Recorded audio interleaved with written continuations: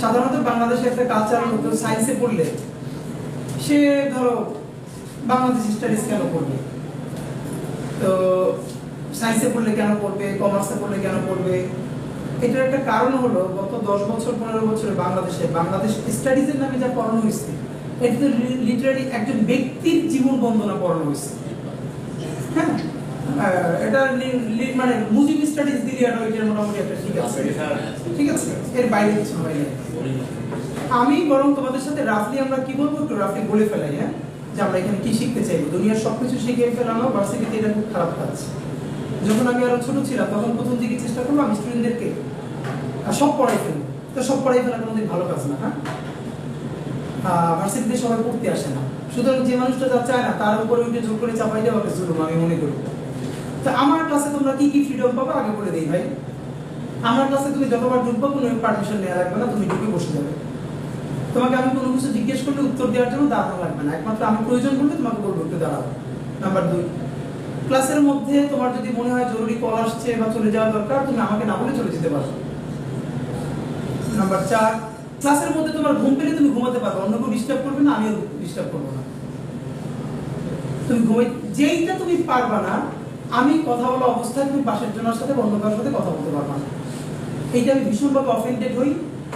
আর তোমরা তো ফার্স্ট ইয়ারের ক্লাস নিয়ে একটা ঝামেলা আছে ভাই। ঝামেলাটা হলো আমরা তো মাত্র কলেজ লাইফ শেষ করে ইউনিভার্সিটি আসি, তো কলেজ লাইফের কিন্তু ভিন্ন একটা এসেন্স আছে, একটা ফ্লেভার আছে।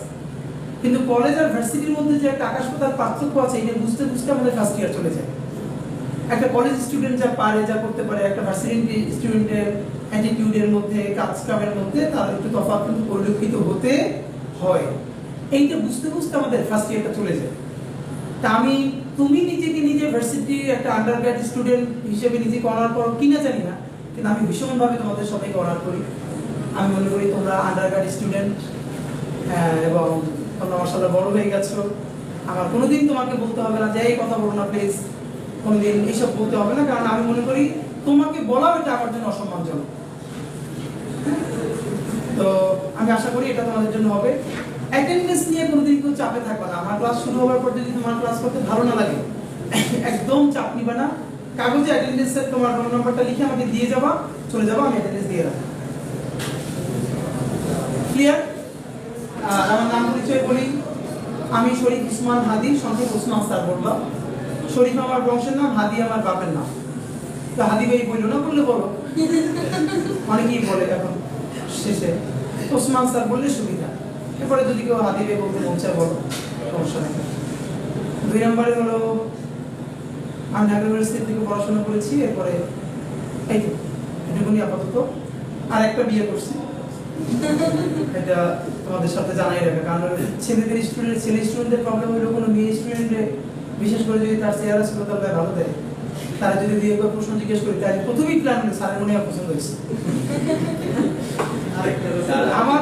হ্যাঁ, আমার পছন্দ যদি হয়, আমি তো মানুষ, পছন্দ হওয়া খারাপ কিছু না। আমি যেখানে অর্গানাইজেশন করি আর যেখানে ক্লাস করাই, এইটার মধ্যে আমার কেউ গুলি করেও পছন্দ করে দিতে পারবে না, কারণ এর বাহিরেও দুনিয়া আল্লাহ অনেক নারী দিচ্ছে। প্রফেশনালিজম ইজ ভেরি ইম্পর্টেন্ট, এই জিনিসটা। তো প্রথম দিন তোমাদের সাথে অনেক, আরেকটু বলি, আমার কথাবার্তা তোমাদের কাছে প্রথমত মনে হবে আমি যথেষ্টই ঘাবড়ে টাইপের মানুষ এবং খুব রাফ।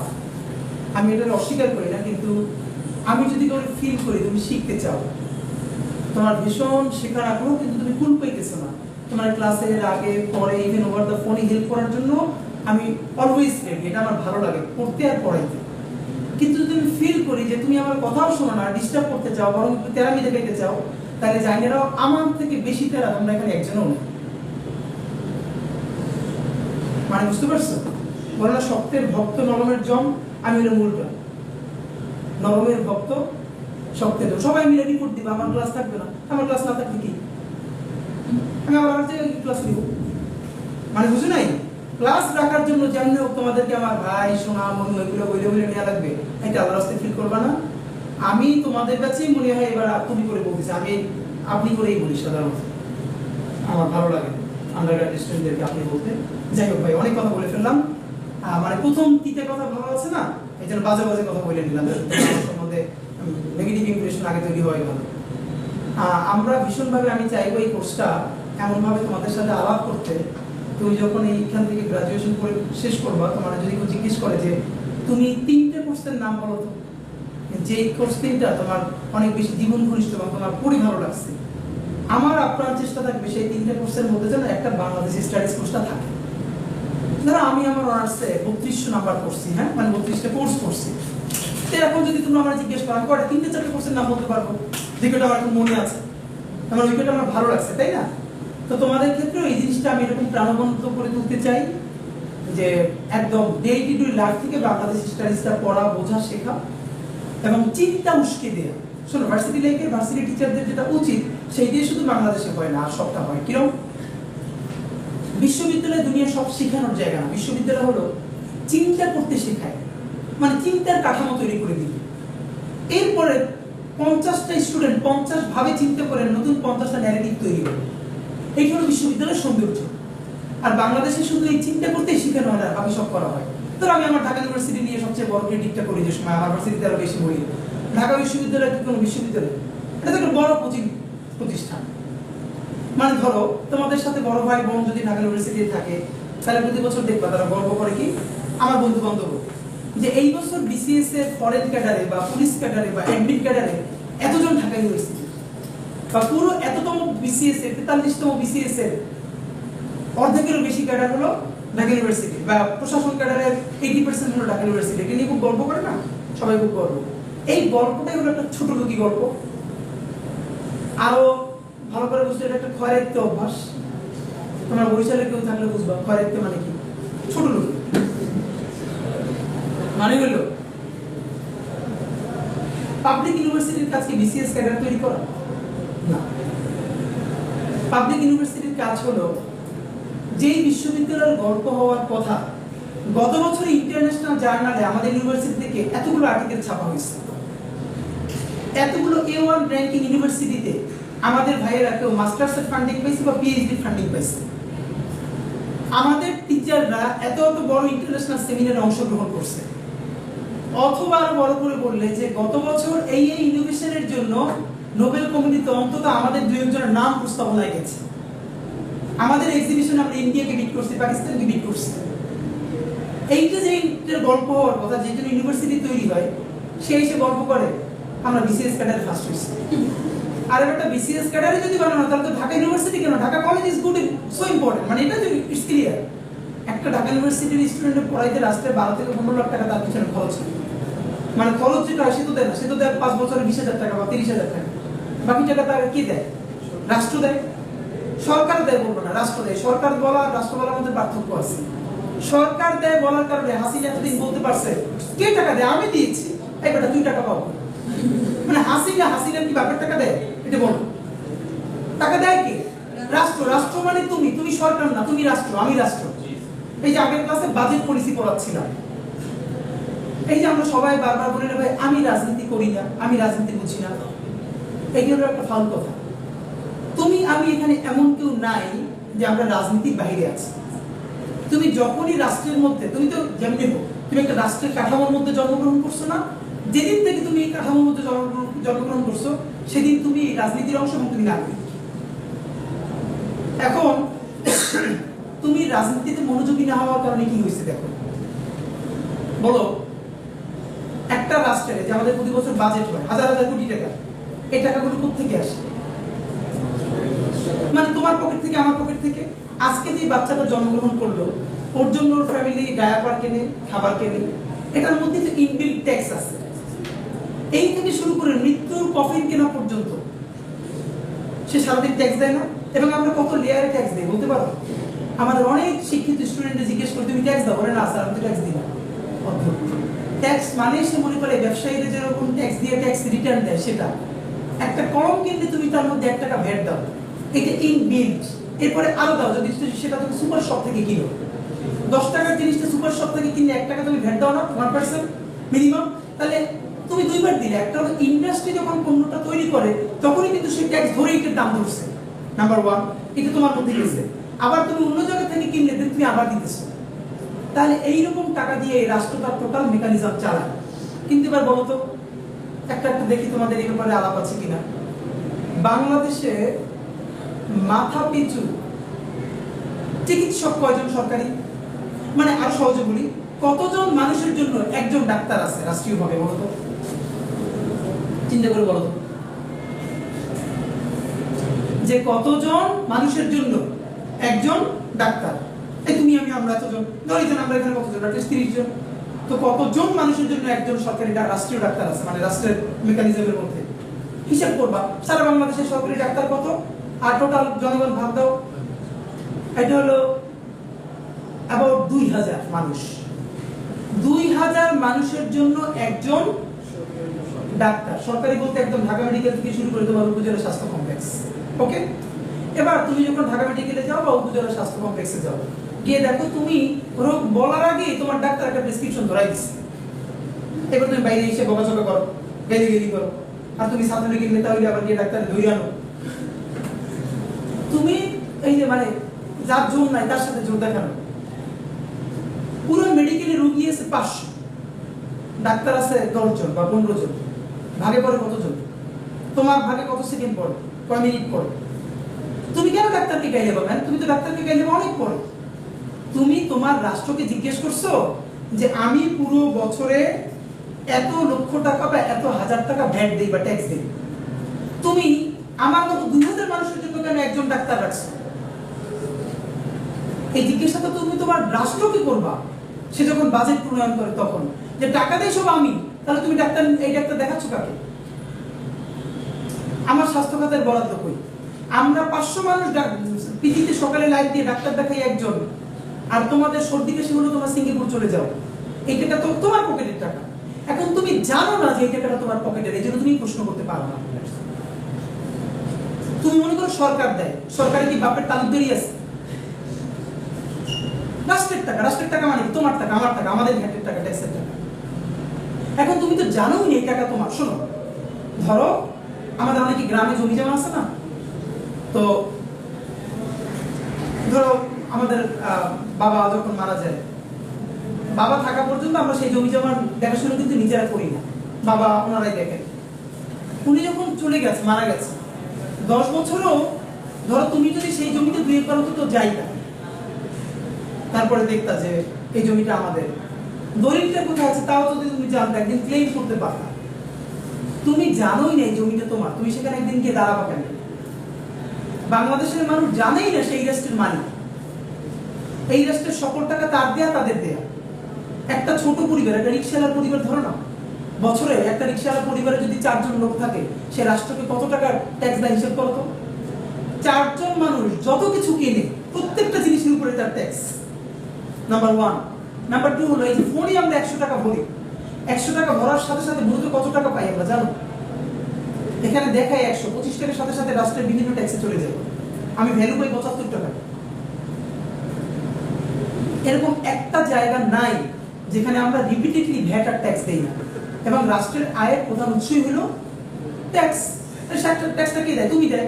তাহলে তুমি যদি জানতা, এবার দেখো টাকাটা তোমার, তাহলে না তুমি জিজ্ঞেস করতা যে টাকা কামাই করি আমি, খরচ করো তুমি, তাহলে আমার তুমি জিজ্ঞেস করো না কেন? এর মানে বাজেট পরিস্থিতিতে তোমার ভূমিকা কোথায়? তুমি তো জানোই না ভাই টাকা তোমার। তাহলে আগে আমার বুঝতে হবে যে এই রাষ্ট্রের মালিক আমি কিভাবে। এই বুঝতে পারাটার নামই হলো বাংলাদেশ স্টাডিজ, এই বুঝতে পারাটার নামই হলো পলিটিক্স। পলিটিক্স মানে মোটর বাইক নিয়ে উড়ে যাওয়া না, ভাই ভাই করে চাইতে চাইতে জিব্বা পাতলা করে ফেলে না। পলিটিক্স মানে হলো, তোমরা জানো কিনা, অক্সফোর্ডে পলিটিক্যাল স্টাডিজ নামে একটা আন্ডারগ্রেড প্রোগ্রাম আছে অক্সফোর্ড ইউনিভার্সিটিতে। অবাক করার মতো, এখানে ভর্তি হওয়া খুব টাফ, খুব কম স্টুডেন্ট নেই। ওরা পুরো আন্ডারগ্রেড প্রোগ্রামটা 4 বছরে 3টে জিনিস পড়ায়। একে পড়ায় পলিটিক্যাল সায়েন্স, 2 নম্বরে পড়ে ইকোনমিক্স, 3 নম্বরে পড়ে ডেভেলপমেন্ট স্টাডিজ। পলিটিক্যাল সায়েন্স হলো একদম পুরো রাষ্ট্র কাঠামো কিভাবে চলে, কিভাবে তৈরি হবে, সংবিধান, নীতি, আইন। ওকে। ইকোনমিক্স হলো অর্থনীতির বেসিক জিনিস না বুঝলে জীবনে তুমি পলিটিক্স বুঝবা না। কারণ ধরো রাষ্ট্র মানে তো টিকে থাকে অর্থের উপর, সুতরাং এই অর্থ থেকে আসে, কিভাবে ব্যয় হয়, এই টোটাল পলিসিতে ইকোনমিক্সের বেসিক জিনিস। এই পলিটিক্স আর ইকোনমিক্সকে মিলিয়ে তুমি কিভাবে ডেভেলপমেন্টে যাবে, এটার নাম হলো ডেভেলপমেন্ট স্টাডিজ। এই 3টে জিনিস এখানে পড়ানো হয় কাদেরকে জানো? যারা ভবিষ্যতে ইংল্যান্ডের এমপি হবে, যে এখনই যেই ছেলে টার্গেট নিছে, যেই মেয়ে টার্গেট নিছে, আমি পলিটিক্স করবো, আমি এমপি হবো, এবং এখানে বহু যুদ্ধ করে করতে হয় ফাইট দিয়ে। এবার ভাবো এই ছেলে মেয়েগুলো এই পড়াশোনা করে যখন ইংল্যান্ডের পার্লামেন্টে যাবে, এমপি হবে, বুঝছো তার স্কিম। ইংল্যান্ডের পার্লামেন্টে যদি প্রথম 3 সারির দুর্দান্ত পার্লামেন্টারিয়ানরাও মরে যায়, তবু পার্লামেন্টের কিচ্ছু হবে না, কারণ তাদের জুনিয়ররাও আছে স্টেট। আর বাংলাদেশে এবার আসলে 300 এমপি আছে। পৃথিবীর প্রত্যেকটা পার্লামেন্টের সব থেকে শ্রেষ্ঠ অধিবেশন কোনটা জানো? তার বাজেট অধিবেশন। বাংলাদেশের বাজেট অধিবেশনে মমতাজ গান গায়।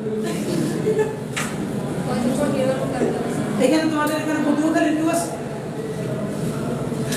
পটুয়াখালীর এক ভদ্রমহিলা এমপি, এটা তোমাদের মানে আমি নিজে নিয়ে লিটারালি সে বানান কইরে কইরে কইরে কইরে পড়তেছে।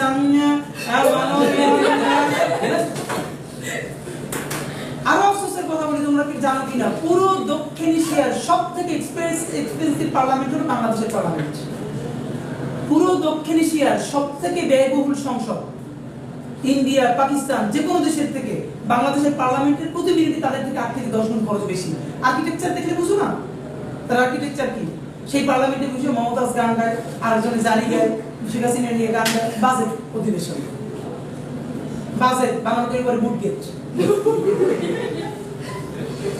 এখন তুমি আমি খুব মজা পাইলাম না যে বাংলাদেশের এমপি এইটা, এই এমপি গুলোর কি অথবা এই মন্ত্রী যাদেরকে আমরা পলিটিশিয়ান বলি, আল্লাহ স্পেশাল ডিজাইন করে আসমান থেকে তোমার আমার উপর নাজিল করছে নাকি এরা কেউ তোমার আমার বাপ চাচা খালা? এরা না। তাইলে যেমন জেনারেশন যেমন জাতি, আল্লাহ তার মধ্যে থেকে তেমন নেতৃত্ব তৈরি করে দেবে। না না, ধরো তুমি যাদেরকে বানাইছো এদেরকে তো ভোট দাও না, রাইট? এদেরকে তো ভোট দাও না। 15 বছর আগে আমাদের যাদেরকে ভোট দিয়ে আমরা বানাইছি, তারা মানুষের বকা দেয়া, মানুষের দিকে আঙুল তোলার দুনিয়ার সব থেকে আনন্দদায়ক কাজ। এবার আসো, পলিটিশিয়ানরা খারাপ, চুরি করে, চামারি করে, একটা জায়গা ধরো, দেখি তোমাদের কারো একটা এক্সপেরিয়েন্স আছে কিনা। বাংলাদেশের সব থেকে ছোট নির্বাচন হলো ইউনিয়ন পরিষদের মেম্বার, রাইট? একটা দেখি তো কারো এক্সপেরিয়েন্স আছে কিনা, একটা অনুমান করতে। একজন ইউনিয়ন পরিষদের মেম্বার হইতে মোটামুটি তার কত লাখ টাকা খরচ করা লাগে বাংলাদেশের বর্তমান প্রেক্ষাপটে?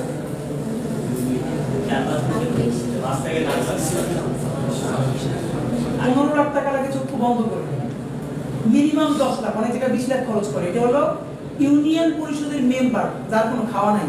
এবার বললে বলো, দুইটা জিনিস দেখো, ইউনিয়ন পরিষদের মেম্বার প্রতি মাসে ভাতা পায় কয় টাকা জানো? 7 থেকে 9,000 টাকা। এর মানে 5 বছরে সে ভাতা পাবে 5 লাখের মতো। সে ইলেকশনে খরচ করছে 15 লাখ, তাহলে তার বাকি আছে কত? 10 লাখ। তাহলে এই 10 লাখ তোমার যদি সে ইট না খায়, সিমেন্ট না খায়, রড না খায়, এই 10 লাখ সে পাবে কি? তার তো চোর তুমি বানিয়েছো, কারণ তুমি ভোটের আগে রাত্রে 500 টাকা বাংলাদেশের মানুষ ভোট বেচে। এবং আরো অদ্ভুত দেখো, মানুষ কি পরিমাণ অনেস্ট মানুষ বাংলাদেশে। ভোটের জন্য টাকা নেই আগের রাত্রে, এখন টাকা তো 3 জনের কাছ থেকেই নেই। কারে ভোট দিতে তুমি জানেন না। এই জন্য কালচার হলো কত বড় হারামি কোরআন শরীফের উপর রেখে টাকা নেই। মানে বিভিন্ন ওই যে যেগুলো আছে না, ওরা টাকা যখন রাত্রি 2টায় দিতে যায় বিভিন্ন ঘরে ঘরে, তখন সাথে কোরআন শরীফ, ঠিক আছে এই কোরআন শরীফের টাকা রাখলাম, এই দিয়ে নাও। এর মানে পর্বে হারাম কাম, সেটা সাক্ষীকে কোরআন শরীফ। তাই এবার তুমি বলো, বাংলাদেশের মানুষ চিন্তা করলে ইলেকশনের সময় তার পরিবার 5টা ভোটে 10,000 টাকা পাইল, রাইট? এই 10,000 টাকায় সে খুশি। এরপর সে কি করে পুরো 5 বছর ধরে মেম্বারের গায়ে দেয়, কালভার্ট ভেঙে পড়ে, রাস্তা রিট নাই, সিমেন্ট দেয় নাই, ওইটা করে নাই। তাই তুমি যে ওই থেকে 10,000 খাইলা, তাহলে সে টাকা পাবে কই? সে যদি এই করে না খায়। এবার আসো, এই ইলেকশন করতে লোকটার খরচ হতে যদি 1 লাখ, মানে কেউ টাকা নেয় না, তাহলে তো তার এত খাওয়ার। তুমি জানো কিনা ম্যাক্সিমাম মেম্বাররা লোন করে ইলেকশন করে, এবং সেই লোনটা আবার কোন প্যাটার্নে বলি, মেম্বার হইলে 5 জন তার লোন দেয় 2 লাখ 3 লাখ কইরা। তুমি মেম্বার হওয়ার পর কালভার্ট গুলার কন্ট্রাক্টরই আমারে দিবা, ওই কালভার্ট থেকে সে উঠিয়ে নিবে। তাহলে সে উঠিয়ে নিলে তার তো সরকারি সিমেন্ট থাকবেই না, রড থাকবেই না। তাহলে তো চুরি তো তুমিই শুরু করলা ভাই, তুমি তার চোর বড় কেন? মানে নিজে চুরি করার সময় কোনো কথা নেই, কিন্তু অন্যের গাইডেনের সময় খুব আনন্দ। তাই এইটা বললাম শুধু একটা মেম্বার, আসো চেয়ারম্যান, তারপরে পৌরসভা, তারপরে এমপি। বাংলাদেশে এমপি হইতে ন্যূনতম বাজেট কত টাকা জানো? যে সবচেয়ে গরিব তার 10 কোটি টাকা বাজেট। এই 10 কোটি টাকা বাজেট সারা বছর 5 বছরে সে এর 10 লাখ পাবে যদি সে চুরি না করে। তাহলে চুরি তো তুমি আমি তারে দিয়ে করাইছিস। এই পলিটিক্যাল কালচার না বদলাইলে তুমি আমি শুধু গাইলে দিতে পারবো কোনদিন। এবার বলবে কি স্যার রাচল তুমি হও না কেন এমপি? তুমি হও, তুমি মেম্বার হও, চেয়ারম্যান হও, এমপি হও। মানে তুমি আমি এইগুলো হই না বলেই তো এখন ধরো তোমাদের মধ্যে পলিটিক্স করে কে তোমার এলাকায়? সবচেয়ে ভালো ছেলেটা না, যে ক্লাসে ফার্স্ট ভাই তো পলিটিক্স করে, ছাত্রলীগ করে না ছাত্রদল করে। মানে যেটা নাম লিখতে 3 বার বানান ভুল যায়, ওই তো ছাত্রলীগের উপসভাপতি আপ্যায়ন সম্পাদক। হ্যাঁ, তো মজার ব্যাপার হইলো বাংলাদেশের পলিটিক্স মানে বুঝানো হয়েছে মোটরসাইকেলের বাইকের মহড়া, চুরি, ভাই ভাই করে চাটা। আর পলিটিক্স মানে হলো এইটা না। ধরো বাংলাদেশের সবচেয়ে বড় কাজটা কি দেখে, এইটা তোমরা এমপিদের মূল কাজ কি বলো তো? আসলে সংবিধান অনুযায়ী এমপিদের বলতে পারো কেউ? দেখো এই যে সামনে ইলেকশন হবে না, আমাদের সমস্ত এমপি ক্যান্ডিডেটরা গিয়ে কি কি ওয়াদা দিবে তোমারে বলি। আমি যদি হই এখানে ব্রিজ বানাই দিব, এখানে রাস্তা নাই রাস্তা করে দিব, কালভার্ট দিব, শিক্ষা প্রতিষ্ঠানে বিল্ডিং দিব, এগুলো বলে না? তোমরা কি কেউ জানো যে সাংবিধানিক ভাবে এগুলো একটাও এমপির কাজ না? এই কাজটা কার বলো তো? এমপি তো রাষ্ট্রেরই অংশ। এটা কার, কোন কাঠামোর অর্গানের? এইটা বুঝতে হইলে তোমার বাংলাদেশের স্টাডিজ করতে হবে যে কার কাজ কোনটা। এক্সিকিউটিভ ব্রাঞ্চের কাজ কি, মানে নির্বাহী বিভাগের কাজ কি, শাসন বিভাগের কাজ কি, আইন বিভাগের কাজ কি। ভাই এইগুলো করবে স্থানীয় সরকার, পৌরসভার চেয়ারম্যান, পৌরসভার কমিশনার। এমপি কি করবে? সে পার্লামেন্টে আইন পাস করবে, আইন রাষ্ট্রের জন্য। কিন্তু বাংলাদেশে কি সেটা হয়? বাংলাদেশে একটা কালভার্টও যায় এমপির হাত ধরে, এটা যাওয়ার কথা না। বরং এখন তোমার যদি শিক্ষিত জনগোষ্ঠী হইতো, শিক্ষিত কথা আমি বলবো না, এটা খুব বাজে, আমি বলতে চাই পলিটিক্যালি কনসাস একটা জেনারেশন হইতো, তাহলে তুমি তোমার এলাকার এমপি এর নির্বাচনের ক্যাম্পেইনের সময় ধরতাই দাঁড়ান। আপনি তো বলছেন রাস্তা করবেন, কালভার্ট করবেন, ব্রিজ করবেন, সাংবিধানিক মতে তো আপনি এগুলো একটাও করার অথরিটি রাখেন না। তোমাদের মতো আরো তরুণরা যদি বাংলাদেশের প্রত্যেকটা কনস্টিটিউয়েন্সিতে জিজ্ঞেস করতো, তারা জিজ্ঞেস করতো বলেন তো বাংলাদেশের এমপির কাজ কি সংবিধানের কততম ধারায় আছে? স্থানীয় সরকার কাঠামো কি কি বলেন তো সংবিধানের কততম ধারায় আছে? তোমরা যদি সবাই মিলে জিজ্ঞেস করতে শুরু করতা, তাহলে পলিটিক্যাল পার্টিগুলো কেমনি ভালো হয়ে যেত। তখন দেখতো সে তো এখন দেয় সব সন্ত্রাসীকে মনোনয়ন, যার টাকা বেশি এবং পিটিয়ে আনতে পারবে। তখন যখন দেখে যে এই উত্তর দিতে পারে না, তখন এই উত্তর যে পারে সেই লোককে তারা পিক করবে। এর মানে অটোমেটিকলি তুমি সচেতন হইলে তখন ভালো প্রার্থী দিতে পলিটিক্যাল পার্টিগুলো বাধ্য। মানে বুঝছো কিনা? যে তুমি যখন যে কনসাস, তুমি জানো যে এইটা এমপির কাজ, এইটা স্থানীয় সরকারের কাজ, সে তার গ্রাউন্ডের বাইরে যদি বলে তাহলে তারা ধরে ফেলবা। তখন পার্টিগুলো কি করবে? বলবে না তাইলে এখানে এই লোক দিতে হবে, তখন তুমি ভালো প্রার্থী পাবা। এর মানে ভালো রাষ্ট্র করার জন্য ভালো সিটিজেন হওয়া জরুরি। ভালো সিটিজেন হইলে এই রাষ্ট্রে যে তুমি নাগরিক, সেই মালিকানা বুঝে নেওয়া জরুরি। আর মালিকানা বুঝতে হলে জানতে হবে, শোনো, পয়সা ছাড়া মালিকানার কোনো দাম নাই। কেমনি? তোমার ঘরে 5 ভাই, এর মধ্যে বড় 2 ভাই অনেক নৈতিক মানুষ, লোক ভালো, কিন্তু সংসারে কোনো খরচ দিতে পারে না। আর একজন লোক অত লোক সুবিধার না, কিন্তু কার ওষুধ বিসুখের টাকা পয়সা দেয়, ঘরে বাজার সদাই করে। ঘরের সিদ্ধান্ত গ্রহণে কার ভূমিকা বেশি? ভালো ভাই নাকি একটু কম ভালো ভাই যে টাকা দেয়?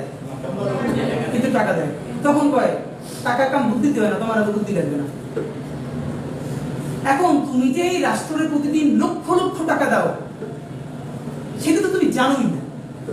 এইটা যদি তুমি আগে জানো যে রাষ্ট্রকে প্রতি ধাপে তুমি জন্ম থেকে মৃত্যু পর্যন্ত কত ভাবে কত টাকা দাও, এইটা বোঝার পরে তোমার ন্যূনতম মালিকানা বোধ তৈরি হবে যে আমি তো তাহলে প্রজা না, আমি তো নাগরিক। দ্বিতীয়ত, যখনই তোমার মালিকানা তৈরি হবে তখন তুমি প্রশ্ন করতে শিখবা। দেখো দেখো তোমার এই জমিটাই তোমার না বইলে একজন একটা ঘর তুলে ফেলতেছে। তুমি যদি জানো জমি তোমার, তাহলে তুমি তার কি প্রশ্ন করতে পারো এখানে তোমার অনুমতি দিচ্ছে কে? আমার জিজ্ঞেস করছো? আমার জমিটা এনে যে গরুর ঘাস খাওয়া আমার জিজ্ঞেসছো?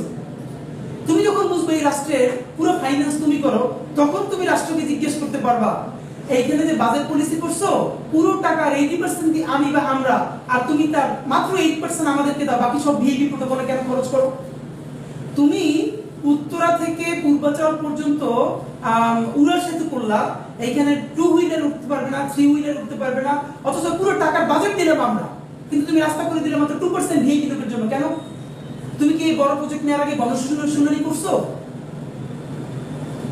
তুমি যে পুরো ডাক্তারদের টিমকে তুমি কেন উপজেলা স্বাস্থ্য কমপ্লেক্সে কোনো মেডিকেলের টেস্টের ব্যবস্থা থাকে না? একমাত্র নাপা প্যারাসিটামল লেখা ছাড়া কেন উপজেলা স্বাস্থ্য ডাক্তার আর কিছু লিখতে পারে না? এই প্রশ্নগুলো তুমি তখনই রেজ করতে পারবা যখন তুমি জানবা যে রাষ্ট্রের মালিকানায় তোমার অবস্থান কোথায়। এই বুঝটাকে বলে রাজনীতি, এই প্রশ্নটাকে বলে রাজনৈতিক প্রশ্ন, আর এই টোটাল চিন্তাটাকে বলে পলিটিক্যাল কনসাসনেস। আমার আনন্দের ব্যাপার হলো এগুলোর একাডেমিক বিভিন্ন কঠিন কঠিন ইংলিশ শব্দ না বলে আমি সবকিছুকে ব্যক্তি জীবন দিয়ে বুঝতে এবং বুঝাইতে পছন্দ করি। সুতরাং আমরা পরের ক্লাস থেকে তোমার একদম প্রথম থেকে যেটা বলবার চেষ্টা করবো, কয়েকটা জিনিস আমি তোমাকে বলি। আজকে একটা ছোট হোমওয়ার্ক দিয়ে দিব, এটা পড়ে আসবো। আমাদের প্রথম কাজ হলো বাংলাদেশ নামক রাষ্ট্রের মধ্যে, আগে লিখুন আমি বলতেছি, আমাদের বাংলাদেশ নামক রাষ্ট্রের মধ্যে বসবাস করি, রাইট? বাংলাদেশ নামক রাষ্ট্রকে তুমি ফিজিক্যালি চিনো কিনা বলো তো? ফিজিক্যালি মানে তার ম্যাপটা কোথায়? ভাই প্রত্যেকটা রাষ্ট্র শুধু না, একটা পরিবার, তোমার যে ঘরটা, তোমার যেখানে বাড়ি, এই বাড়িরও কিন্তু কিছু জিওগ্রাফিক্যাল মানে ভৌগোলিক অবস্থানগত তোমার বাড়ির কিছু লিমিটেশনস আছে, আবার কিছু অ্যাডভান্টেজও আছে, থাকে না সবার বাড়ি? তাহলে এই বড় বাড়িটা হলো তোমার রাষ্ট্র বাংলাদেশ। এই রাষ্ট্রটার এই জিওগ্রাফিক্যাল লোকেশন, তার তিন দিকে ভারত, একদিকে বঙ্গোপসাগর, তার আরো আরো অন্যান্য প্রতিবেশী দূরে দূরে আছে, তার লিমিটেশনস গুলো কি কি, ইন দ্য মিন টাইম তার অ্যাডভান্টেজ গুলো কি কি, এই বুঝ তোমার প্রথম না থাকলে তুমি তো তোমার ঘরে ছিল না, রাষ্ট্রই ছিল না, তুমি সিদ্ধান্ত নিবা কেমনে কি করবা কার সাথে? তুমি যখন একটা বাড়ি করো তখন তোমার প্রথম কাজ হলো বাড়ির চারপাশে প্রতিবেশী সম্বন্ধে হোমওয়ার্ক করা। এই প্রতিবেশীকে একটু বেশি ঝামেলা, এ আমার বিপদে হেল্প করবে না, ট্যাকেল করতে হবে। আমার বাড়ির উপরে হামলা হলো, ওই প্রতিবেশীর বাড়ির মধ্যে থেকে আমি পালাই যেতে পারবো, আমার হেল্প করবে, ওই দিক থেকে ঢোকা যাবে, এদিক থেকে ঢোকা যাবে না, এই গেট থেকে গেস্ট ঢুকান যাবে না, কারণ আমার সম্বন্ধে দুইটা খারাপ কথা বলে দিবে, সুতরাং ওই গেট থেকে ঢুকাইতে হবে। মানে এইটা তোমার বাড়ি সম্বন্ধে তোমার আইডিয়া আছে, রাইট? তাহলে তুমি তোমার রাষ্ট্রের মালিকানা হিসেবে তো তোমার রাষ্ট্রের সম্বন্ধে জানতে হবে। সুতরাং দ্য ফার্স্ট ইজ তোমার রাষ্ট্রের জিওগ্রাফিক্যাল এন্ড জিওপলিটিক্যাল লোকেশনটা জানা। বাংলাদেশের একটা ভুল অ্যাপ্রোচ আছে, বাংলাদেশের ছেলে মেয়েদেরকে বাংলাদেশের ম্যাপ পড়ানো হয় বাংলাদেশের মধ্য থেকে, এটা ভুল। বাংলাদেশকে পড়তে হবে ইন্ডিয়া থেকে। আবার বাংলাদেশকে পড়তে হবে ইন্ডিয়া থেকে, কারণ বাংলাদেশের তিন পাশে ইন্ডিয়া, এক পাশে বঙ্গোপসাগর। ইন্ডিয়ান ম্যাপ না বুঝলে তুমি কোনদিন বাংলাদেশ না বুঝবে না। তোমার পাশে ইন্ডিয়ার কোন কোন প্রভিন্স, কোন কোন রাজ্য আছে, কোন রাজ্যের কি সুবিধা অসুবিধা, এইটা সব না পড়লে তুমি কোনদিন বুঝবে না। সুতরাং তোমার প্রথম হোমওয়ার্ক হবে, আজকে তোমরা সবাই কি গুগল করবা, গুগল থেকে ম্যাপ না পাবো, যে অনেকগুলো ম্যাপ দেখবা, এখান থেকে যেটা যেটা পছন্দ হয় সেটা তুমি স্ক্রিনশট নিবা বা নামাই ফেলো। বলি দেখবা যে বাংলাদেশ ম্যাপ উইথ, লেখো বাংলাদেশ ম্যাপ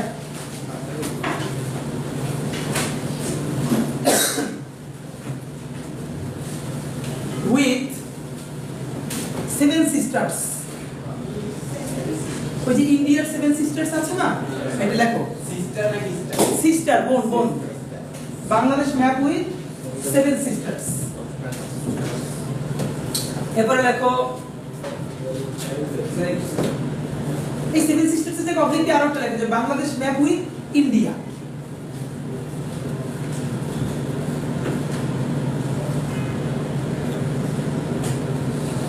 শোনো, এবার একটু আগে বলি তুমি কোন ম্যাপগুলো দেখবা। অনেকগুলো ম্যাপ আছে, একটু তোমাকে বলি। ধরো আমি রাফলি দেখাই, হ্যাঁ রাফলি, এখন তো ভালো হবে না। ধরো এখান থেকে শুরু করলে এদিক এদিক এই এই নেমে বাংলাদেশের জায়গাটা ধরো রাফলি, এই তো বঙ্গোপসাগর, রাইট? এই তিন পাশটাই তো ভারত। তোমার যেটা জানতে হবে এখানে ভারতের কোন অঙ্গরাজ্য কোনটা, এইটা প্রথম বুঝলে হবে না। তাহলে দেখো আমি তোমাকে যদি রাফলি বলি, এই পুরো পাঁচটা হলো পশ্চিমবঙ্গ, এই যেখান থেকে শুরু করে এখান থেকে এখানে পর্যন্ত পশ্চিমবঙ্গ, বুঝছো? এরপরে এখানে পশ্চিমবঙ্গ আছে, এইখানে তুমি পাবো কিছুটা মেঘালয়, এই পাশটা কুমিল্লার, এখানে এখানে পাবা ত্রিপুরা, এখানটা রাঙামাটির পাশে, এখানে মিজোরাম,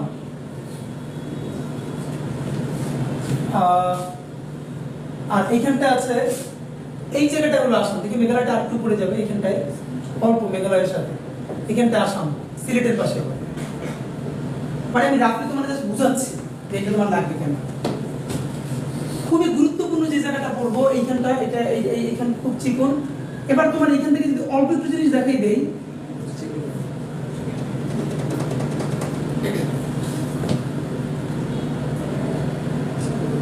এই নেপাল, এই ভুটান, মাঝখান থেকে একটুখানি এসে মিলছে এখানে চীন, জাস্ট বোঝানোর জন্য বলি।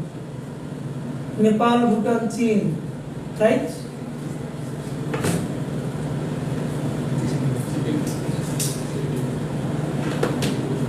খেয়াল করো, এখানে বাংলাদেশের শেষ, এখানে নেপাল, এখানে ভুটান, তো পুরোটা ভারত। আর মাঝখান থেকে অল্প এসে চীন মিলছে। আর চীনের তো এই পাশে আবার ইন্ডিয়ার সাথে বিরাট বর্ডার আছে, বাট এখানটাও আছে, জানো কিনা? নেপাল এবং ভুটানের মাঝখানে অল্প জায়গাটাও চীন, ওই যে চীনের ডোকলাম, ওইখান থেকে অল্প আছে। এখন তুমি খেয়াল করো, এই যে ইন্ডিয়ার এই পাশে কয়টা অঙ্গরাজ্য আছে বাংলাদেশের এই পাশটায়? 7টা। যেটা করা বলে যে দক্ষিণ পূর্ব ভারতের এই 7টা অঙ্গরাজ্যকে ওরা একসাথে বলে 7 সিস্টার্স। তাহলে এই 4টার তো নামই বললাম, মেঘালয়, আসাম, ত্রিপুরা, মিজোরাম, তারপরে এখানে আছে নাগাল্যান্ড, মণিপুর, অরুণাচল, এই 3টে পাশে। বাট এই 3টে আমরা লিখলাম না, এই 3টার সাথে কি নেই? বাংলাদেশের সাথে সীমান্ত নাই। খেয়াল করো, এই হলো ধরো কলকাতা, এই হলো ত্রিপুরা। খেয়াল করো,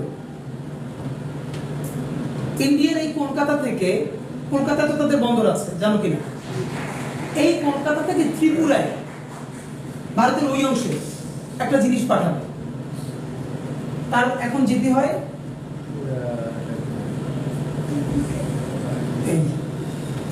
সে যদি এইখান থেকে ঢুকে এখানে আসতে পারে, তাহলে মিনিমাম 3 ভাগের 2 ভাগ পথ কমে যায়, মানে বাংলাদেশের মধ্য থেকে যদি যেতে পারে। মানে বুঝি ব্যাপারটা, পশ্চিমবঙ্গ বাংলাদেশের মধ্য থেকে ঢুকে ইন্ডিয়াটা আবার ত্রিপুরায়, এখান থেকে যদি আসে তাহলে পুরো 3 ভাগের 2 ভাগ পথ কি কমে যাবে। এরকম ব্যবস্থা কি দুনিয়া আছে? আছে। 2টা টার্ম আছে, একটা হলো ট্রানজিট। কি বলে? ট্রানজিট। এখন তোমরা জানো কিনা গত 10 বছরে বাংলাদেশ ইন্ডিয়া নিয়ে ট্রানজিট নিয়ে অনেক আলাপ গেছে, বাংলাদেশ ইন্ডিয়াকে ট্রানজিট দিছে। তখনকার ভালো বাংলাদেশে এমন একটা সময় এই আন্দোলনটা হয়েছে, এটা যদি আর 1 বছর পরে হইতো তাহলে বাংলাদেশ গেছিল একদম চূড়ান্ত ভাবে। কত বড় অসভ্য হইলে দেখো, যখন এই জুলাই বিপ্লব চলে তার মধ্যেও সে মোংলার নিয়ন্ত্রণ ইন্ডিয়ার কাছে দিয়ে দিছিল, মোংলা পোর্টে, জানো কিনা? তো আওয়ামী লীগ সরকার সম্ভবত 2013 বা 14-তে ইন্ডিয়াকে প্রথম ট্রানজিট দেয় বাংলাদেশে। এই কথা তোমাকে এই জন্য বলতেছি, তখন এই ট্রানজিটের পক্ষে বাংলাদেশের যে সমস্ত প্রতিষ্ঠান, সিপিডি, অন্যান্যরা অনেক সুপারিশ করছে। কি কি? যে পৃথিবীর অনেক দেশ আছে, এই ট্রানজিটটা তো যে যাবে যেন তোমার একটা ফি দিবে, এই ট্রানজিটের টাকায় অনেক বেশি টাকা পাওয়া যায়। এবং তখন বলা হয়েছে যে আমরা যে ট্রানজিটটা পাবো ইন্ডিয়া, ট্রানজিটের ফি তাতে বাংলাদেশ সিঙ্গাপুর হয়ে যাবে। এবং পৃথিবীর বহু দেশে কালচার আছে, এক দেশ থেকে আরেক দেশে কি দেয়, এরকম যাওয়ার জন্য ট্রানজিট দেয়। তো বাংলাদেশের বিভিন্ন অংশ থেকে ইন্ডিয়াকে ট্রানজিট দেওয়া হয়েছিল। এইটা দেওয়া হয় না, বাট এই যে আখাউড়া বন্দর থেকে আরো বিভিন্ন জায়গা থেকে আছে, জানো যে এই ট্রানজিট গুলো দেওয়া হয়েছিল, নৌ ট্রানজিট, এই ট্রানজিট। মজার ব্যাপার হলো, মজার আফসোস, এই হলো বাংলাদেশের পলিটিক্যাল সায়েন্স এবং অন্যান্য মানুষদের এক ধরনের হিপোক্রেসি। ইন্ডিয়া মূলত বাংলাদেশ, আওয়ামী লীগ মূলত ইন্ডিয়াকে ট্রানজিট দেয়। কি দিছে জানো? পলিটিক্যাল সায়েন্স এটাকে বলে করিডোর। ট্রানজিট আর করিডোর কোনোদিন এক জিনিস না, দুইটা আকাশ পাতাল তফাৎ আছে। পৃথিবীর বহু দেশ ট্রানজিট দিয়ে হাজার হাজার কোটি টাকা কামায় অন্য দেশে, কিন্তু করিডোর দেয় না। তাই এবার করিডোর আর ট্রানজিটের পার্থক্য কি আসলে বুঝে? দেখো, নেপালটাকে এবার একটু বড় করে রাখি এখানে, রাইট? এই ধরো নেপাল আর এই ধরো ভুটান। খেয়াল করো, এই নেপাল, এই বাংলাদেশ, মাঝখানে কি? এই জায়গাটা কিন্তু ইন্ডিয়া। এটা ইন্ডিয়ান না? ইন্ডিয়া। নেপাল যদি বাংলাদেশে আসতে চায়, মাঝখানে কোন দেশ? ইন্ডিয়া। নেপাল আর বাংলাদেশ বহুদিন ধরে এগ্রিমেন্ট হয়ে আছে, তারা বিদ্যুৎ এবং বিভিন্ন জিনিস দুই দেশ আদান প্রদান করবে। নেপালের একটা ক্রাইসিস হলো নেপাল এবং ভুটানের কোনো সমুদ্র বন্দর নাই, বাংলাদেশের সমুদ্র বন্দর আছে। এর মানে সে যদি এই ইন্ডিয়ার মধ্য থেকে বাংলাদেশে আসতে পারে তাহলে তার জন্য অনেক পণ্য পরিবহনের খরচ কমে যায়। বাংলাদেশের লাভ হইলো বাংলাদেশ এইটার ফিটা পাবে আর নেপালেরও খরচ কমবে, উইন উইন। বহুদিন ধরে নেপাল ইন্ডিয়ার কাছে এটার আবেদন করে রাখছে, বাংলাদেশ আবেদন করে রাখছে, কিন্তু ইন্ডিয়া এটাকে পারমিট করে নাই। খেয়াল করো ট্রানজিট আর করিডোরের প্রথম পার্থক্যটা বোঝো ভাইয়া। প্রথম কোন দেশ দ্বিতীয় দেশ ব্যবহার করে যদি তৃতীয় কোন দেশে পৌঁছায়, আই রিপিট, প্রথম কোন দেশ দ্বিতীয় কোন দেশ ব্যবহার করে তৃতীয় অন্য কোন দেশে পৌঁছায়, দ্যাট ইজ কল্ড ট্রানজিট। যেমন নেপাল ইন্ডিয়া ব্যবহার করে বাংলাদেশে আসবে, ট্রানজিট। বাংলাদেশ ইন্ডিয়ার মধ্য থেকে ভুটানে যাবে, ট্রানজিট। কিন্তু প্রথম কোন দেশ দ্বিতীয় দেশ ব্যবহার করে আবার যদি তার দেশে প্রবেশ করে এটাকে কোনোদিন ট্রানজিট বলে না, এটাকে বলে করিডোর। খেয়াল করো, পশ্চিমবঙ্গ মানে ইন্ডিয়া, বাংলাদেশ দ্বিতীয় দেশে এসে আবার ত্রিপুরায় ঢুকতেছে, মানে কোথায় ঢুকতেছে? ইন্ডিয়ায়। ইন্ডিয়া বাংলাদেশে ঢুকে আবার ইন্ডিয়ায় ঢুকতেছে, এখানে কান্ট্রি হলো দুইটা, এটা কোনোদিন ট্রানজিট না, এটাকে বলে করিডোর। পৃথিবীর কোন ক্ষুদ্র রাষ্ট্র বৃহত্তর বড় রাষ্ট্রকে এরকম ট্রানজিট দিয়ে গত 100 করিডোর দিছে রেকর্ড নাই, কারণ তার নিরাপত্তা। কিরকম? ধরো নেপাল এবং বাংলাদেশ, মাঝখানে ট্রানজিটের রাষ্ট্র কোনটা? ইন্ডিয়া। উভয়ের চেয়ে বেশি পাওয়ারফুল কিনা? বেশি পাওয়ারফুল। নেপাল বা বাংলাদেশ আর কি ক্ষমতা আছে এখান থেকে পার হওয়ার সময় ভারতের সীমানার মধ্যে বসে থাকাতে যাব না? ক্ষমতা নাই। ইন্টারন্যাশনালি এটা হয় না। এইটা হলো ট্রানজিট, যেটা নেপাল বাংলাদেশ বহুদিন ধরে ইন্ডিয়ার কাছে চাই আছে, আজ পর্যন্ত দেয় না। সে বলে তার সিকিউরিটি ইস্যু আছে। ভুটানের সাথে দেয় না, তার সিকিউরিটি ইস্যু আছে। অথচ বাংলাদেশ থেকে সে করিডোর চায়, ট্রানজিট না, যে এখান থেকে ঢুকে বাংলাদেশ হয়ে সে আবার ইন্ডিয়ায় ঢুকে যাবে। প্রশ্ন হইল ত্রিপুরায় দাঙ্গা লাগছে, দ্রুত আর্মি মুভ করে দেবে ইন্ডিয়া থেকে, বাংলাদেশের এখান থেকে যাবে। এই মাঝখানে এসে ইন্ডিয়ান আর্মি আর মুভ করবে না, তখন বাংলাদেশের কোন শক্তি আছে সেই ইন্ডিয়ান আর্মিকে সরানো? আছে? পৃথিবীর কোন ছোট দেশ বৃহত্তর বড় পাওয়ারফুল রাষ্ট্রকে করিডোর দেওয়ার নজির নেই, যেটা দেশ বাঁচা চুক্তি করে হাসিনা ইন্ডিয়ার দিচ্ছে। এবং সব থেকে মিথ্যা বলা হচ্ছে সাংবাদিকগুলো বাংলাদেশের, বলে ট্রানজিট। এটাকে ট্রানজিট বলে না, এটা হলো করিডোর। এবং আমি তোমাদেরকে একটা বাজেট, মানে খুবই তোমার লজ্জাই লাগবে, তো এইটাকে যখন অ্যাডভোকেসি করা হলো ইন্ডিয়ার পক্ষে, ইন্ডিয়ান যে সেটআপটা এখানে আছে, না ট্রানজিট দেওয়া উচিত দিয়ে দিল, তখন বললো যে আমরা যে পরিমাণ ফি পাবো ট্রানজিটের, আমরা সেই ফিতে সিঙ্গাপুর হয়ে যাবো। Very good. 5 বছর পর তখনকার বাণিজ্য মন্ত্রীকে জিজ্ঞেস করলো সাংবাদিকরা যে আমরা গত 5 বছরে ইন্ডিয়ার কাছ থেকে ট্রানজিট বাবদ ফিস পেয়েছি কত? কোট আনকোট সে বলছে আমরা এত ছোট লোক না, প্রতিবেশী বন্ধু দেশকে ট্রানজিট নিয়ে তার থেকে টাকা দিতে।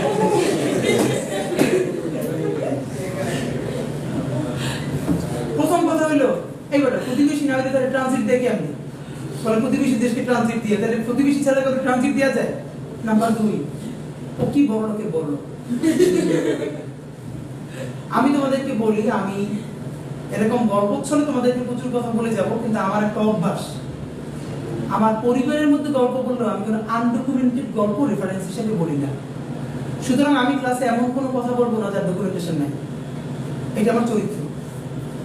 আমি ক্লাসে কথা বলতে গেলে যদি প্রত্যেকটার আগে পরে রেফারেন্স দিতে থাকি, তাহলে ক্লাসের বক্তব্য থেকে, ন্যারেটিভের থেকে রেফারেন্স প্রধান হয়ে উঠবে। It's a problematic issue. তখন ব্যাপারটা সলিমুল্লাহ খান স্যারের মতো হয়ে যায়। এটা সলিমুল্লাহ খান স্যারের স্টাইল, তার জন্য ঠিক আছে, জাকির নায়কের জন্য ঠিক আছে, কারণ তাদের রেফারেন্স দিকে মানুষ পছন্দ করে। আমার আলাদা কোনো বক্তব্য প্রধান। তুমি যেখানটাকে চ্যালেঞ্জ ফিল করবো, আমার বললে আমি তোমার রেফারেন্স বের করে দিব। ক্লিয়ার? তো আপাতত তোমার যেটা বললাম, দেখো তুমি এই কাজটা এখন বলে কি, আমি সিইসি তে পড়ি, আমি বাংলাদেশ স্টাডিজ করে করবো, আমি বিবিএ পড়ি। ভাই তুই বিবিএ পর, সিইসি পর, যা মনে চায় তাই কর, বাংলাদেশ রাষ্ট্রের নাগরিক তো। সরকারি চাকরি করো, বেসরকারি চাকরি করো, তুমি উদ্যোক্তা হও। তোমার তো জানতে হবে তুমি উদ্যোক্তা হইতে গেলে কোন কোন অথরিটির কাছ থেকে তোমার লাইসেন্স পাইতে হয়। এই তুমি আমি সেইটা জানি না বলে কোন কোন অথরিটি তোমাকে এই ডকুমেন্টস থাকলে তোমাকে লাইসেন্স দিতে বাধ্য, তথ্য দিতে বাধ্য, তোমাকে যদি সে তথ্য না দেয় তাহলে তুমি কোথায় কোথায় মামলা করতে পারবা, তথ্য অধিকার আইনে মামলা করতে পারবা, সেটা কোথায় মামলা করলে তুমি সেটার ফল পাবা। এইটা তুমি আমি কেউ জানি না বলে আমরা ঘুষ দিয়ে কাজগুলো করাই। অথচ এই আইনি প্রতিকার গুলো বলে আমি সরকারি চাকরি করবো না, ব্যাপারটা তুই উদ্যোক্তা হবি, উদ্যোক্তা হলে তোমার এগুলো জানতে হবে। তুমি উদ্যোক্তা হও, সরকারি চাকরি করো, যাই করো, তুমি বাংলাদেশ নাগরিক হিসেবে তোমার একজন মানুষ হার্ট করছে, তো তুমি এটার প্রতিকারটা কোথায় পাবা? জিডি কি, মামলা কি, মানে কেস কি, জিডি কি, এফআইআর কি, কোনটার পার্থক্য কি? থানায় মামলা করতে গেছো, নেয় নেই, তাহলে তুমি কোথায় যাবা? লোয়ার কোর্টে গেছো, নেয় নেয়, লোয়ার কোর্টে মিনিমাম 4 থেকে 5টা কোর্ট থাকে ভাই, একটা থেকে জুডিশিয়ারি কোর্ট, একটা থেকে ম্যাজিস্ট্রেট কোর্ট, তুমি কোন কোর্টে যাবো? এইগুলো জানতে তোমার আইনজীবী হওয়া লাগে না, রাষ্ট্রবিজ্ঞানী হওয়া লাগে না, শুধু একজন সুনাগরিক হওয়া দরকার। আওয়ামী লীগ বাংলাদেশ স্টাডিজ এইগুলো কোনো কিছু রাখে না, যাতে তাহলে আওয়ামী লীগই সব থেকে চিপাই পড়তো গোলাবানি করে শিখলে, মানে বুঝতে পারছো কিনা?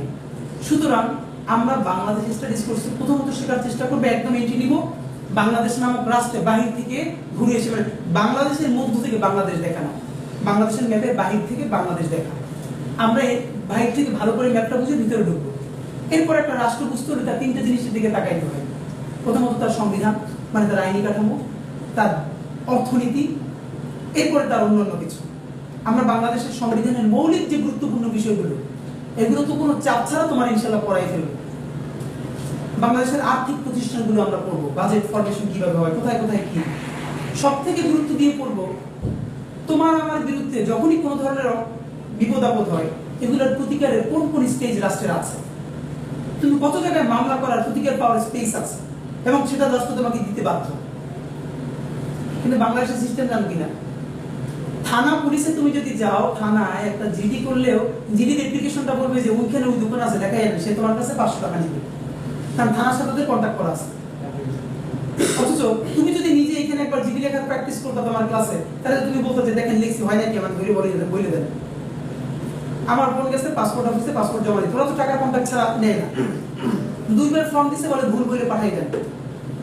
ও নিয়ত করছে যে ও জীবনের টাকা না দিয়ে যাতে 1 সপ্তাহ দাঁড়াই থাকলে ও করবে, কিন্তু ভুলটা কোথায়? প্রথমবার বলছে ভুল, আবার করছে ভুল, তৃতীয়বার বলছে আমি বলছে লাল কালি দিলাম, দাগাই দিবেন এখানে কোথায় কোথায় ভুল, নইলে এখানে একজন আরো সিরিয়ালের আমি সামনে আসতে দিব দেখা। এখন তো সে যে আমি 2বার দিছি, আমি দেখতে চাই যে কোথায় কোথায় ভুল, আমি দাগাই দেন, আমি আবার ঠিক করে আনবো। এর মানে তোমার তো কনফিডেন্সটা থাকতে হবে, তোমার তো জিনিসটা জানতে হবে। আমাদের সিস্টেমটা আমরা কালচারালি করাপ্টেড ভাই, কালচারালি করাপ্টেড। কেমনে তুমি আমি সারাদিন মন্ত্রীদেরকে গাইলে তুমি আমি ভালো গান জানো, কারণ দুর্নীতি করার স্কোপ নাই, তাই তোমার আমার চুরি করার স্কোপ নাই, তাই প্রাইভেট মেডিকেলে ডাক্তার দেখাতে যায় 1000 টাকা ডাক্তারের ফি, আর 20 জন রোগী আছে, সেইখানেও তুমি আমি কি করি, তার কম্পাউন্ডারে চুরি করে 200 টাকা হাতে দিবাই, আধা ঘন্টা আগে দেন। কম্পাউন্ডার কিন্তু টাকা চায় না, তুমি আমি তাকে প্রভোগ করতেছি। তুমি কি জানো দুর্নীতির জন্য লোকের উস্কে দেওয়া সমান অপরাধ? ইসলামী নিয়ম হলো যে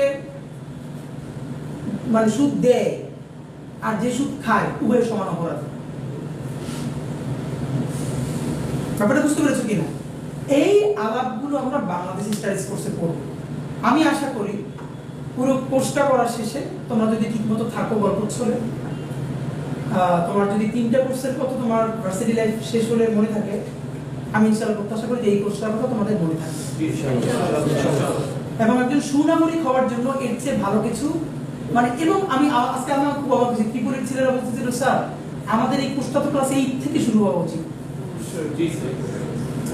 আসলে কিন্তু বাংলাদেশে স্টাডিজ নামে আসে না, দেখো কিন্তু পড়াই।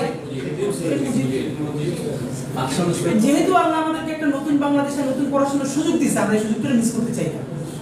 ঠিক আছে, তো তোমাদের যদি আমার সাথে কোনো আলাপ থাকে আমাকে হোয়াটসঅ্যাপ করে রাখো, ফোন অনেক সময় ধরতে পারি না, আমি নাম্বার দিয়ে রাখছি। নাম্বার দিয়ে আছে না, ওখান থেকে আমাকে প্লিজ তোমরা শুধু নাম বলে যে স্যার আমি অমুক ব্যাচে, যত রাত হোক আমি রাত 3টে হলে আমি অন্তত রিপ্লাই দিই, মানে সাথে সাথে না পারি। আর তোমরা আমার চাইলে ফেসবুকে আমার কানেক্ট করে রাখতে পারো। আর তোমাদের হোমওয়ার্ক হলো আজকে কি, তোমরা বাংলাদেশ ম্যাপ, আগামী ক্লাসে তোমাদেরকে আমি যেটা করবো, তোমাদের 3-4 জনকে ডাকবো র্যান্ডমলি, বলবো ভাই বাংলাদেশ ম্যাপটা রাখি আঁকো। একে তোমার বলতে হবে কোন জায়গায় কোনটুকু পশ্চিমবঙ্গ, কোনটুকু আসাম, মিজোরাম, কোনটাকে, এটা তুমি লিখে দিতে হবে। এর মানে তুমি খাতায় বাসায় প্র্যাকটিস করবা, অ্যাকুরেট হওয়ার দরকার নাই একদম, কারণ তুমি বুঝতে পেরেছো কিনা? বাট ম্যাপটা তোমার বাসায় আঁকতে হবে। তুমি 4-5-6টা ম্যাপ দেখো, দেখে দেখে আঁকো যে এই বাংলাদেশের জায়গায় পাশাপাশি ইন্ডিয়ান, এইটা অবশ্যই পাশে নেপাল ভুটান সহ লিখবা, কারণ এই জিনিসগুলো শোনো, এইখানে নেপাল ভুটান, এই পাশে মিয়ানমার, এইটা সহ করবা। বুঝতে পেরেছো কিনা? এইটা প্রত্যেকে তোমরা খাতায় করে আনবা, আমি হেঁটে হেঁটে তোমাদের খাতায় দেখবো। র্যান্ডমলি 2-4 জনকে ডাকবো, তোমরা আমার এখানে প্রথম মনে হবে স্যার এটা আজাইরের কাজ, কিন্তু ভাই তুমি যেখানটা দাঁড়িয়ে আছো এইটার উপরে তোমার ভালো বোঝাপড়া না থাকলে বাকি সব বোঝাপড়া ভুল হয়ে যাবে। এবার তোমাদের কার কোনো প্রশ্ন থাকলে বলো ভাই, কার কোনো জিজ্ঞাসা থাকলে বলো। হ্যাঁ, আমার জন্য লাগবে না, আমার জন্য লাগবে না, কারণ হলো আমার নামে তোমরা হোয়াটসঅ্যাপ গ্রুপ খুলে তারপর পরে নিজেরা প্রেম করে আমার উপরে যাচ্ছে। কারণ ভার্সিটিতে অনেক পিঠে আছে, অনেকের বউ তোমরা এখানে আসো বলে স্যার আমার বউ নিয়ে যায় আপনার স্টুডেন্টরা, বলবেন বাসায় তো ভাই তোমরা এই গুলো করো না, বিপদে পড়ে গেলো ভার্সিটিতে, এগুলো কিন্তু প্রবলেমেটিক। আচ্ছা যাই হোক, তাহলে আমার প্রয়োজন মনে করলে হোয়াটসঅ্যাপ করে দিও, আর চাইলে ফেসবুকে আইডি আমি লিখে রাখি, তোমরা যদি কেউ চাও আমাকে অ্যাড করে নিতে পারো।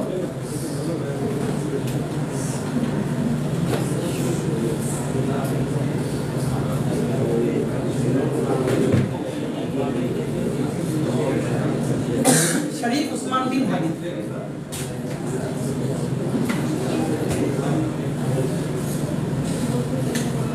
বুঝে পেলে? হ্যাঁ,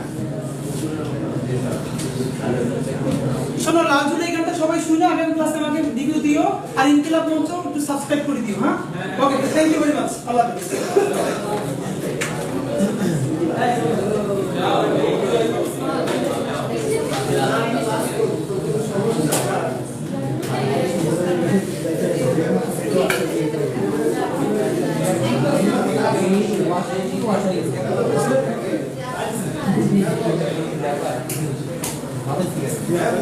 আমি